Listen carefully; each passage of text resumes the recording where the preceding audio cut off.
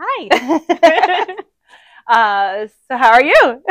I'm good. How are you? Good. Both of our books take place in fall. This is like a great time to be having an event, like hanging out together. I know. What's your favorite season? Fall. Yeah. Especially here. I mean, there's so much to love about fall in Vermont. So, I mean, it seems like the perfect setting for a book. Yeah, absolutely. Yours is technically set closer to Christmas, but with all the ghost hunting, it feels very fall appropriate. It's very spooky season themed. So yeah. I like Christmas Carol. It's like Christmas and ghosts. So I figured why not write ghosts and Christmas together? Give it a little bit of a spooky theme. So just kind of rolled with it. I like how you have like ghost hunters for made up ghosts. Yeah. And I have also sort of, fake ghost. I mean, well, so mine is fully a contemporary romance, but because it's set in the fall in Vermont, they go to a fall festival. And because what's more romantic than like sending them through a haunted corn maze together? So I love that scene. That was one of my favorite scenes to write, because it's like, I love scary books, but I don't write scary books. But it was really fun to just get to like make up all these like jump scares and spooky sounds and have them like clinging onto each other in the dark. And like, it doesn't get much better than like a couple suddenly needing to like cling to each other for support to each other from all the scary happening. Do you like maybe scary movies? Sometimes. I don't. I'm a chicken. My son is very into the horror stuff. Yeah. But I used to be, back when I thought I had something to prove. Yeah. Like I had to show people that I could watch this really scary movie and not be terrified. I'm old enough that I saw the first Scream movie in the theater back when it came out. And I didn't know that it was like a horror movie. Oh, no. I don't know what I thought it was, but I just really had no idea, because it was pre-internet. We didn't really know. We didn't know you couldn't IMDb that. We didn't know as much about stuff then. I just went with my best friend and like scared the crap out of myself.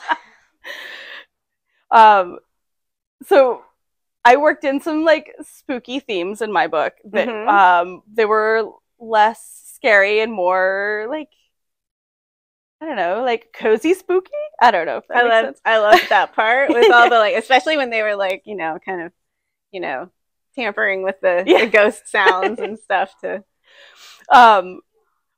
What themes would you say? What vibes would you say your book has?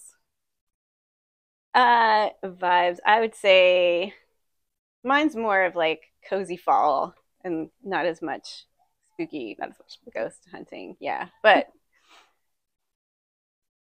I did enjoy the sort of the haunted corn maze. I'm curious, when you write, do you have like themes in mind ahead of time? Are you kind of a planner, or? I'm kind of in the middle. I do have like a rough outline, and I know like the major plot points that I'm gonna have. How about you?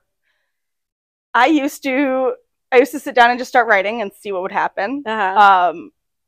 Like for Haunt Your Heart Out, I had no idea there were ghost hunters until I hit the chapter where they were very early on. That's funny. So I guess you did not start out with the title Haunt Your Heart Out. I did not. It was Spirits. Which I love that title, by the way. Thank you. It's super fun. So yeah, I surprised myself with there being ghost hunters when I hit it's an early chapter where the ghost hunters make their first appearance. But I'm writing along and I'm like, oh yeah, this is fun. Oh, okay, we're here for ghosts. Awesome. Yeah. Now, are both of your books set in Vermont? Yes. Do you think you'll always set your books in Vermont, or you're not sure? I'm working on a draft right now that is not set in Vermont, and it's not coming together. I don't have those, like, I don't have the right setting in mind. I can't see it as well if it's not an area that I know. So for now, I'm sticking with Vermont. Maybe I'll go back to trying somewhere else for another book, but I figure I like it here. I moved away once for a year and then came running back as fast as I could. So it's a great setting for books. It really is. It's the first time I've ever lived somewhere that I think like people would like, you know, enjoy my setting where I live as the setting of a book, you know. When I lived in North Carolina for a while before, and I mean, it's fine, but it's not that exciting. It's just like, you know, suburbia and whatever, you know. So people like plan vacations here. Yeah. Yes, they do. It's still an adjustment for me to know that, like, you know, coming through Manchester, it's like at certain times it's like you got to avoid like the touristy times because I'm like I've never lived anywhere with tourists before. You got to get to know the back roads really well, yeah, so that you can sneak around it all. But it means that we can write books that are set where we live. That's true. That people will want to read because of where it's set. How many of yours are set in Vermont? I have 2, and then I have one where they visit Vermont.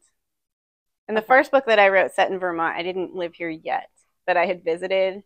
My sister, who's back there in the back of the room, also lives here, and she lived here before I did, so I had visited. Nice. Yeah.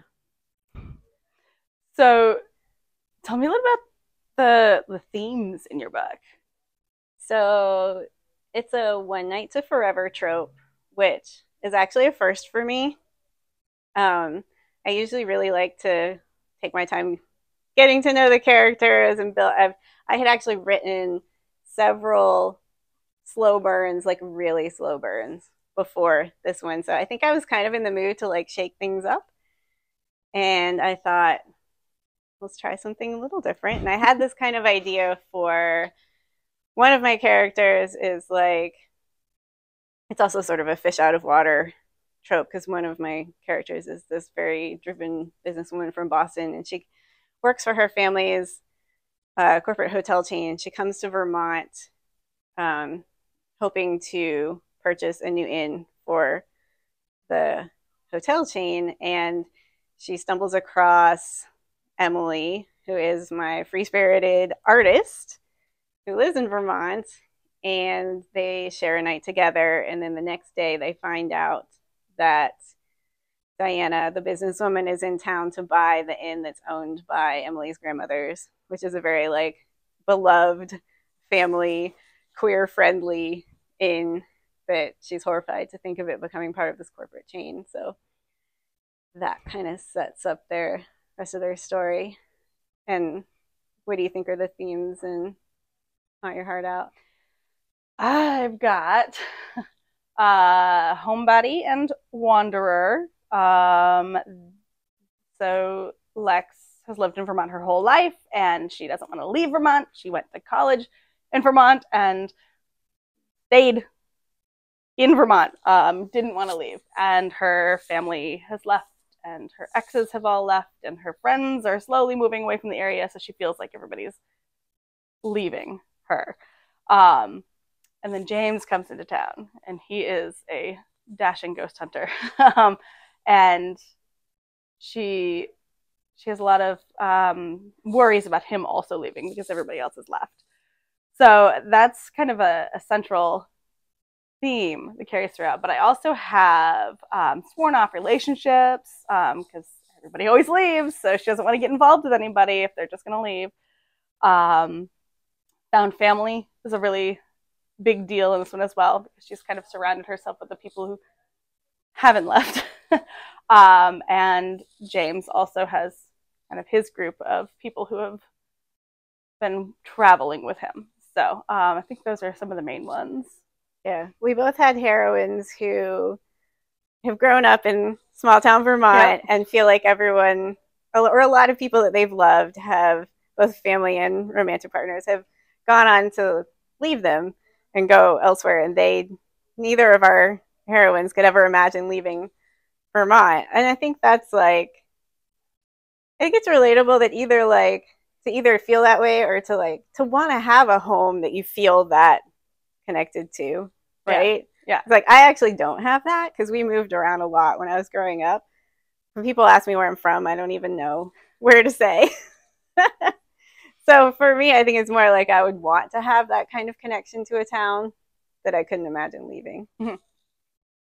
Have you always lived in the same place? I was born in New York, not city, upstate New York, and lived there for a while, but moved here. I was like 7 or 8. If you ask my husband, he says that doesn't make me a Vermonter because I wasn't born here, but I think that I count as a Vermonter now. But I've been mostly in the same area, except for recently. We moved down here recently, but I had been in central Vermont for most of my life. That would make me definitely not a Vermonter. I've only been here 2 years. I dispute his claim there. Do you think you would write more books set in Vermont? I do. Actually, I set this one up to be the first in a series because I thought, small town Vermont. I had been wanting to start a series here because it feels like a really great place to build that sort of like community of people that you're going to return to over and over in a book series. When I go to like the grocery store or like the little store down the road to get coffee, I always see the same people all the time. Like I don't know where these people live. I don't know what they do, but I see them all of the time, and it's just like I have my own little community of people who are in these places that I go. So, you've got a lot of opportunity for new characters, even if they're not big. That one character that I pointed out in that first book that was at the coffee counter could have a whole book. They could. Endless opportunities. Yes. We both have, like you mentioned, we both have found family in our books. I think The View from the Top may actually have my favorite supporting cast of a book that I've written.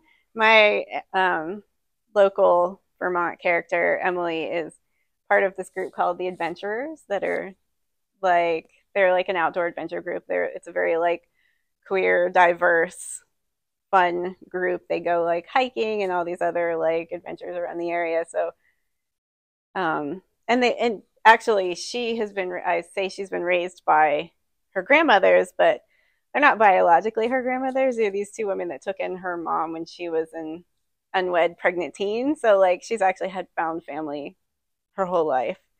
So I kind of love that idea of like having this connection with people that, like you're just people that you choose, whether also your biological family. Yeah. But I really liked your supporting characters.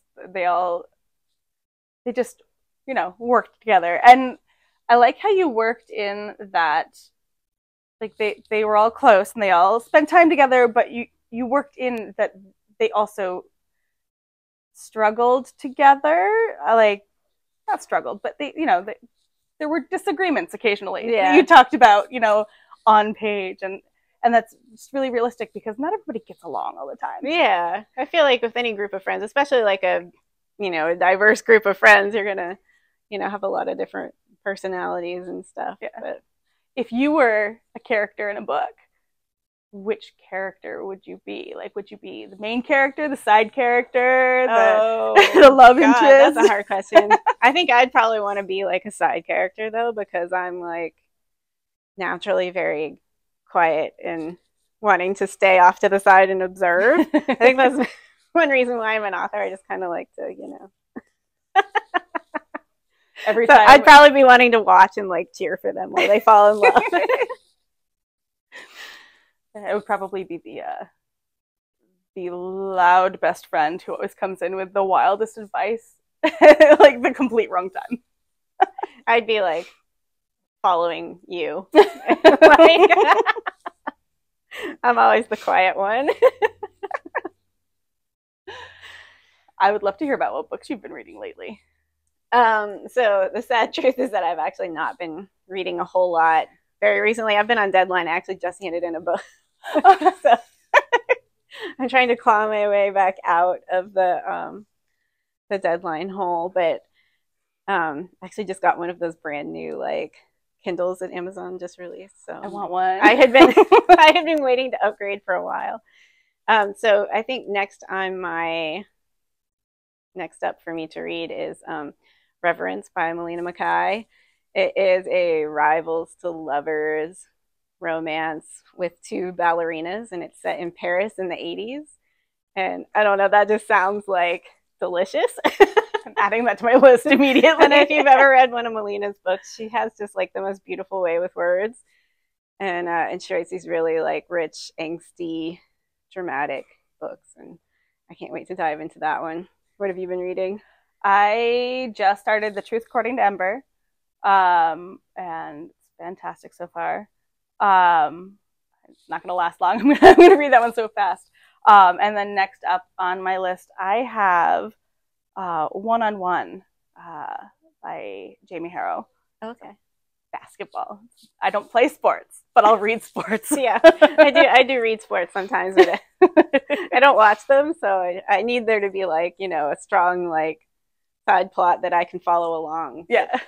If it's too heavily in the sports talk, I get lost because I just don't know enough about it. I'm like constantly looking up, like, what does this mean? Okay, no, what does this mean? I haven't gotten too deep into hockey romance because I know that would be my problem. Yeah. When I was reading Cleat Cute by Meryl Wilsner, I was like, actually, I thought they did a really good job with it because I was able to, I don't watch soccer, and I was actually able to follow along really well without really understanding a lot of it. So nice. That's impressive. That's when you know the author's done a really good job, right? If you don't know anything about it and you can still follow along. So yeah. And what are you working on next? I am outlining and outlining and outlining, trying to figure out how to make something work. I can't really share anything about it right now because it's just not working. But I'll be getting something to my agent soon. I promised her something very soon. But set in Vermont, I can tell you. I can tell you that much. Is this the one that you tried to set it outside of Vermont and then? Yes. Okay. Yep. And then I said, no, I can't do that. That could like shift the whole book if it was going to be like more city set, and now it's the character motivations completely changed when it had been kind of a tropical area I was trying to write. I was like, oh, that would be very different. It's almost winter. Let me just like, dream about somewhere warm. But yeah, the character motivations changed quite a bit when I took them out of that location, put them in Vermont. So yeah, we'll see. So, 6-8 months, maybe I'll have some news. Yeah, I find it's actually rare for me to be like, actually, while I was drafting The View from the Top, I wrote a big bulk of it last fall. And that was maybe the first time I've published over 20 books. And this was maybe the first time I'd ever written a book while I was in the place and in the season that I was writing about. It was actually really fun. Like, I could look out my window for inspiration, and it was like, wow, it really is fall in Vermont out there. And there are the mountains that I'm writing about, because usually I'm like writing, a winter set book in Manhattan while I'm in North Carolina in the summertime, or like I'm in the mountains while I'm writing a book set at the beach, or it never works out that I'm where I'm writing. So that was actually really fun. Gotta write fast though if it's fall, because it does not last long around here. It does not. You like blink and all the leaves are off the trees, and I'm like, oh, okay, guess we're done. What are your favorite tropes? I have a lot of favorite tropes. Some of my favorite tropes that are in The View from the Top are fish out of water, because it's super fun to take someone and just throw them somewhere completely out of their element and watch them try to, find their stride. And forced proximity, which is also really fun because you're taking two people who are like, fighting feelings and put them in whatever kind of situation where they have to see each other every day, no matter what. And some of my other favorites are Celebrity Grumpy Sunshine. I've written like a bunch of Grumpy Sunshine, although actually not this one, but the one I just finished writing is Grumpy Sunshine.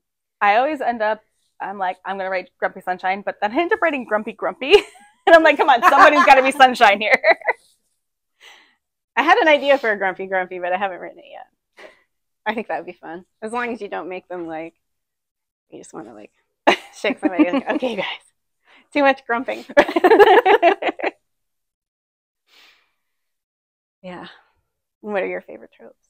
I love rivals to lovers instead of enemies to lovers. Yeah, I'm kind of like, I like the rivals to Mhm. lovers, because sometimes the enemies are just enemying too hard, and Yeah. blow up. I've done a rivals. It's fun. Yeah. Yeah. Only one bed. Oh, Of always. course. And I just love opposites attract. Mhm. So much fun to kind of play with that dynamic, and like how people can be very different, but then when they start noticing things that are similar, or they start noticing how their differences actually complement each other. Yeah, really fun dynamic to play with. Yeah, really like and it's that. very real life, because I feel like most of us are not with people who are super like us, or I feel like almost when you're too similar, you don't get along as well sometimes. But I don't know. Actually, my husband and I are pretty very, very alike, so we're not opposites attract. If there was one trope that you had to write for the rest of your books, Oh my god, which one would you do? Ask an easy question. I can't do that. Probably Grumpy Sunshine. Honestly, like that's the and you, because you can do so many different things with that. Like I love fake dating and and I love celebrity, but like maybe you can't write that forever. But Grumpy Sunshine could be anybody. Yeah, any setting, any two people. Yeah. How about you? Probably forced proximity, because there's so many different places. You Exactly. Put them on a spaceship. You can put them, on a boat. Yeah, it's a good one. Yeah. Yeah. So you didn't know ahead of time, you said, that you were going to write Ghost Hunters? No. Like, do you watch like those ghost hunting? I like a YouTube vlog like your character has. Did you watch for inspiration? I watched. Do you believe in ghosts? Oh. I have had experiences that I could not explain. Whether or not they were ghosts or my brain playing tricks on me, I don't know. Could have been ghosts. I'm not going to say that there aren't ghosts, just in case they're listening to me. Yeah, kind of my policy. I wouldn't say I don't believe. So I know. I watched.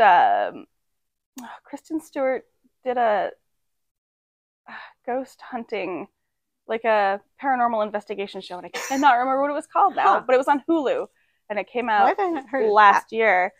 They didn't publicize it very well. Well, they should have. It was great. But I watched that while I was revising to kind of get the spooky vibes.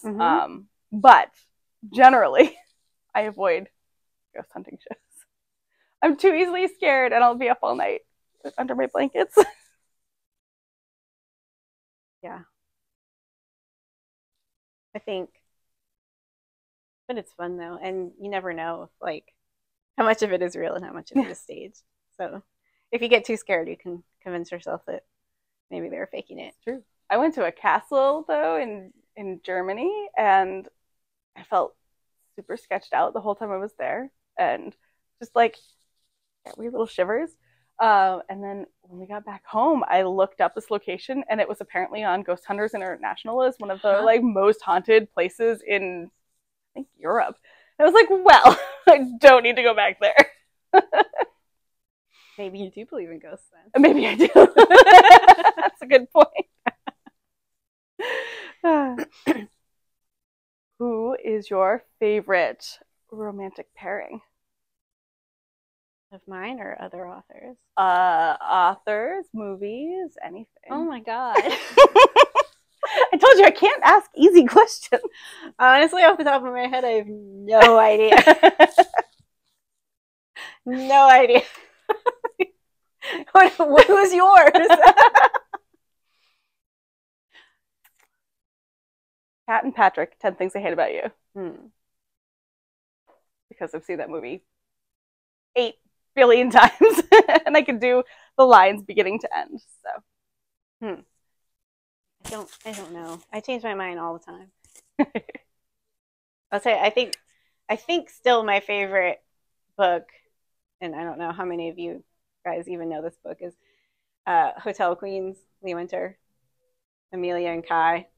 They might be my favorite. I love them. And there's this big scene at the end where Amelia just starts doing like math on stage, and it's just like so nerdy and like, you know, competence porn, and I'm there for it.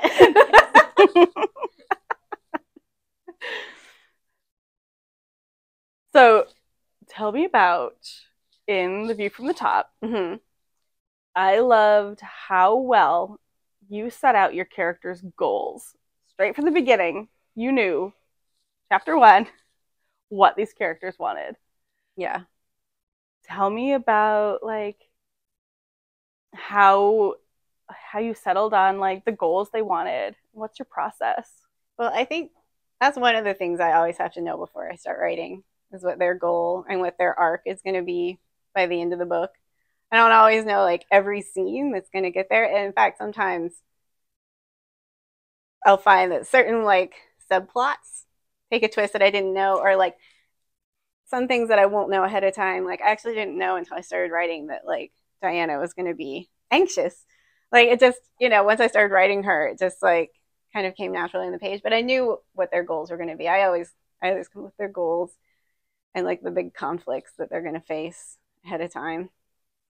Are you more of a pantser with that kind of stuff? I am trying not to be, but I can't shake it.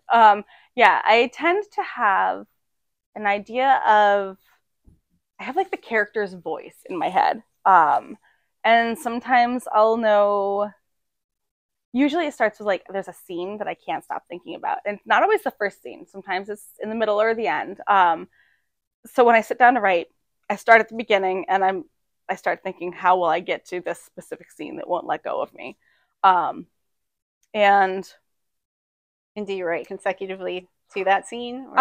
Or do you skip ahead? Yes, I do. I tried jumping around.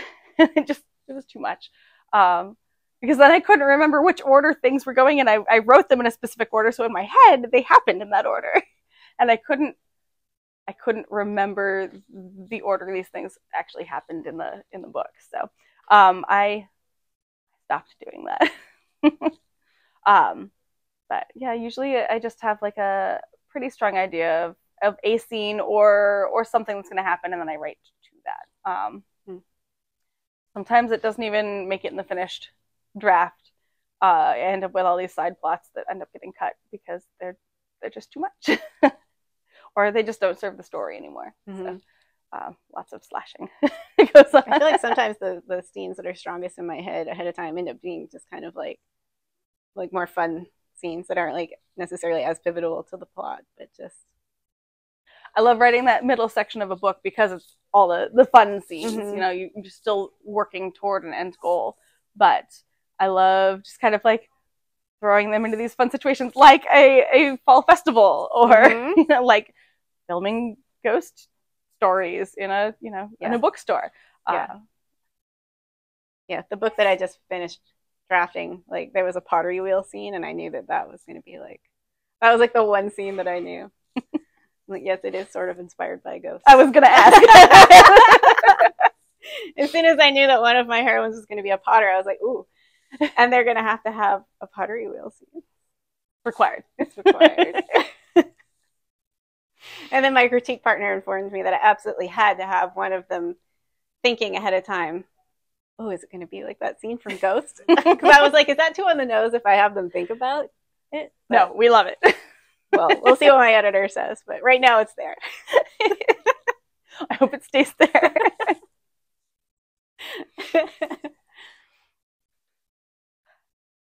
Yeah, so how are we on? Yeah, I don't. Okay. Yeah.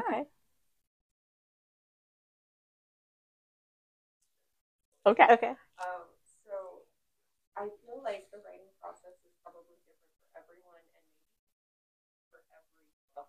But like when you're going through, started a story and you kind of feel like you're hitting walls with it and you're having to like retool it and like this project that you're working on now, like strategies that you I step back, I stop writing, I watch a couple of rom-coms and shake it off, and then come back to it and see if that helps. Sometimes just getting out of my own head can kind of jumpstart that process again. And I can see those areas that I've either missed something or what went the wrong direction. If watching those movies doesn't help, then I sit down and without thinking about anything I've written, I start writing a synopsis, which is the worst part of writing anything. But it'll help you find your hole. It will. And I try to write it kind of like back cover copy. So I try to write it so that it's kind of hooky and so that it gives you all the details that you might want to know before reading the story. And if I'm writing that synopsis and it's deviating from what I've done, then I know that I need to add or take away something. Or if it's like kind of right on track, then I have that kind of as a guide and I look back through and I reread and see kind of where I'm not meeting my own expectations from that copy that I've written. Doesn't always work, but it sounds good. For the books that I sell to my publisher, I have to write that synopsis first to pitch it. So then it's interesting to see how closely I follow or not. I think for me, when I get stuck, I need to like take a step back and figure out if the problem is me or the book, because sometimes the problem is something in the plot is not working, or like the conflict is not there or not enough, or I need something else. So if the problem is the book, then I need to take a step back and stop drafting for a little bit and maybe go to my plotting group and try to, help. But if the plot is solid and the problem is me, then I usually just force my way through. Because sometimes even when I feel like it's absolute crap while I'm drafting it, it's not that bad when I come back to it. Or worst case, I end up with like one scene that's bad, but I got the rest of it down, and then I can go back and fix that scene later rather than just completely stalling out of my drafting process. I feel like my draft is always better than I think it is. When I send it to my critique partners, they always find the little gems in it that I've missed because I've been so stressed out about trying to write it and get it right. Instead of just getting it done. Sometimes you need to just get it done. There's always that mandatory stage in the process when you become convinced that it's the worst thing you've ever read. Usually after you've like edited it like, 10 times through and you're like, oh my God, like this is terrible. Why would anyone ever want to read this? Oh, I totally missed the mark with this one. I have a couple of lines in my book, though, that every time I read through it, I would laugh at the same lines. And they were like my little gems that I found for myself. And so every time I got to those parts, it reminded me that, okay, like, you can do this. Mm-hmm. You're still laughing at this line you wrote years ago. So. That's good. Anybody else have questions?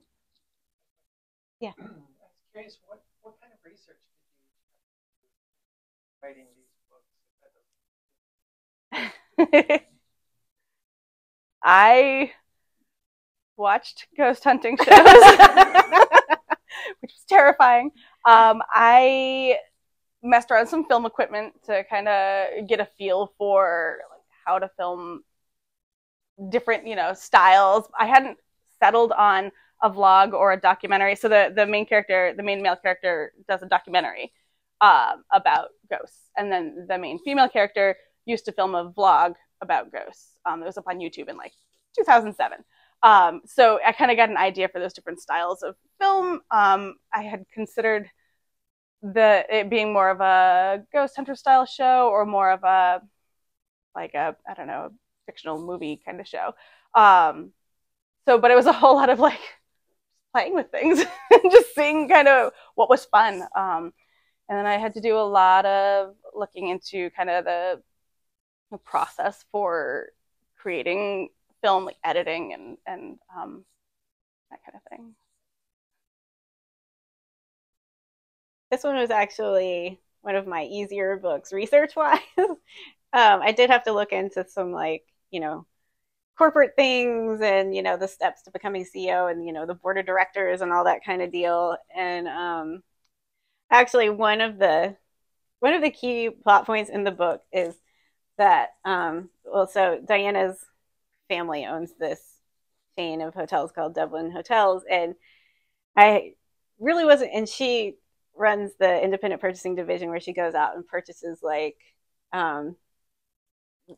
local inns to bring under the corporate umbrella. But that part I didn't have at first. And actually, a couple of years ago, my son and I had gone on this holiday tour at the Equinox Resort right down the street here in Manchester. And we're on this tour. They take you through it the holidays and they show you all the decorations and they walk you through some guest rooms and stuff. And one of the people on our tour asked about some historical photos that used to be in the lobby that weren't there anymore. And the tour guide said, oh, well, we had to take those down when the hotel was purchased by this, you know, large corporate chain. And I was like, ding, ding, ding, plot bunny. And that became like, you know, the whole like, you know, the freedom of the boutique hotel to maintain their own identity versus falling under the corporate umbrella became like a big source of conflict in the book. And that was where that was my little unintentional bit of research that I wasn't even planning on doing. And then my other heroine is an artist, so I had to look up some painting techniques and what type of flower would be blooming at the time that she was, because she paints a lot of like flowers out in nature kind of thing. So, but this was, of all the books I've written, this one was a lot easier on research than, say, the one I just finished writing, which was probably the hardest. I had to get like this whole like army of beta readers to be like, okay, can you check me on this? Can you check me on this? And because like it's an academia book, and I'm like, and both heroines are art history professors, and I'm like, this is so out. Like I loved the topic while I was writing. I had to buy all these books to research with, and I had to learn about a lot of like women artists, their history, and like it was actually really fascinating. But that book took a lot of research. So I have to be careful when it comes to research because I will go down those really cool rabbit holes too. And I'll spend like 2 hours reading about something and then not even use it in the book. I ended up reading this book called like The History of Art Without Men, and it was like the most fascinating thing. I'm like, everybody should go read that because it was like so fast. Because like when you think about like 90% of the famous artists that we've ever heard of are men, and it's not just because like those are the only people who've ever made art. It's just like, you know, like those are the ones we hear about. And I don't know, I got on a whole tangent while I was writing about like finding like the women throughout history who were making art, and it was like really interesting. So yeah, rabbit holes. But I'm glad that a lot of my books don't involve that much research because I wouldn't be able to write as fast, and it's like really intimidating. Yeah. Yeah. I guess a process question. Like I'm hearing a lot about research and groups and like parental obligations and work. What's your process like for balancing all of these other obligations in life with all the obligations that you have to producing your work? How do you stay accountable or disciplined? I find that even because I'm a hybrid author, I write some of my books with a publisher, and some of them are self-published. And I find that for me, even when I'm doing a self-published book, I have to give myself deadlines, put them on the calendar, and treat them just as concretely as I treat my deadlines for my publisher. Because if you give yourself wiggle room, you're like, oh, well, I don't really have to get it done. You know, like, because there's always stuff going on, right? Like, my son's 16 now, so like, technically he's self-sufficient, but sometimes. It's also like we've been through a lot of transitional stuff this year with school and stuff. So it's actually been like a very stressful parenting year. But I just have to like, you know, if I have a deadline and I've had a lot going on during the day, then in the evening, I don't get to sit down and read. I have to get my words down because I've set myself that goal for the day. And also I use a software called Pacemaker. It's a website. They have a free version. And you tell it like when you need to have your draft finished, and it'll give you your daily goal. And if you don't make it one day, like if I was supposed to write 2,000 words, but I only wrote 600 words today, it just adjusts and tells you, okay, this is how many now you need to write tomorrow to catch back up. So I find that keeps me on task. And also I get really motivated to like meet that line. Like if I'm writing and I see that I haven't like, because you've got that like graph with like the line of where you're supposed to be each day. And I do it with edits too. And proofreading at any state, any part of the process. I've gotten like really addicted to like putting it all into Pacemaker and letting it tell me how much I need to get done today. And then whenever I can, I make myself do it. But if you don't make it, it'll tell you automatically tomorrow how much you need to do to make up for it. I used to have a word goal every day. So it would be based on like my final draft goal, and it would break it down to every day. And my goal was always to do at least 5 days a week, and it was usually about 2,000 words a day. And then I found that was really like I'd be sitting there for hours and hours and hours because I'd like hit a block, or just like something wasn't flowing, or I'd delete like a chapter and start over. So then I switched to a number of hours per day. So every day I finish dinner, my husband takes over with the kids and he does the dishes and gets everything taken care of so that I can go upstairs, lock myself away in my little writing cave, literally an attic crawl space. And then I write for 2 hours. And that's been a pretty good system. But sometimes I have to just kind of shut myself away for full days to catch up. I could spend 2 hours staring at the screen and like, yeah. I had a vacation from work not too long ago, and I spent the entire time writing. So, you know, sometimes I just treat it like a full-time job. And sometimes I catch up, and sometimes I'm frantic. I'm usually frantic.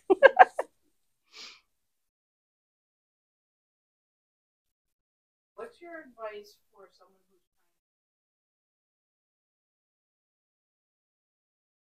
I think my first bit of advice is to decide what route you want to go, whether you want to pursue indie publishing or if you want to try for a publisher, because I feel like a lot of the steps leading up to becoming published are different depending on which way you choose to go. Like if you want to work with a publisher, a lot of times you need to first query agents, and then from there they'll, you know, pitch you to publishers, versus if you're self-publishing, you need to start learning, you know, the different steps to indie publishing. And because then you're basically like your own small business, and although even when you're with a publisher, you do a lot of your own marketing and stuff too, but like when you're self-publishing, you're also in charge of like, you know, every decision along the way, and hiring the cover designer and hiring the editor, which I kind of love all of that sometimes because it's really nice to have control over every aspect of it. And I get to have final say over my cover and my title and things like that, that with my publisher, I don't always have control over. I've had books published with a cover that I hate that, you know, it didn't end up having a say in it. But I don't know. I like different things about both. So anyway, my advice is to first decide which way you want to go with that, and then maybe find a critique partner, get some feedback, find your, you know, start connecting with other authors. I find that Facebook groups are a really great place to meet other authors, find people at your stage of the journey, and learn from that. You're welcome. Yeah, I definitely agree with the finding your community too. That's a huge part of it, because you can always ask questions. Other authors are always happy to, you know, kind of give advice along the way and commiserate and cheer for you. So that's the big thing that I would recommend. I love the community. Yeah, yeah. It was like, for me, when I started connecting with other authors, I was like, you know, I have found my people, you know. My favorite game is to go into a bookstore and play the That's My Friend game. And I go to all the books and I say, that's my friend. Oh, that's my friend. I love that game too. And we always send pictures when we find one of our writing friends' books out in the wild. We always send a picture of it too. I got one from you the other day. It's just really fun to just have a group of people cheering for It you is fun. and to cheer for them too. Yeah. And when you're, really stressed about whatever part of, or you just feel like you're never going to finish the draft or whatever, to have other people to, commiserate with and bounce ideas off of. I met my critique partner before either of us were published. We met through our local chapter of the romance writers group that we were both in. And we're still critique partners now, like 13 years or so later. We don't write in the same genre anymore at all, but we still do, we just have this really long-standing relationship now of like reading each other's books, and it works really well.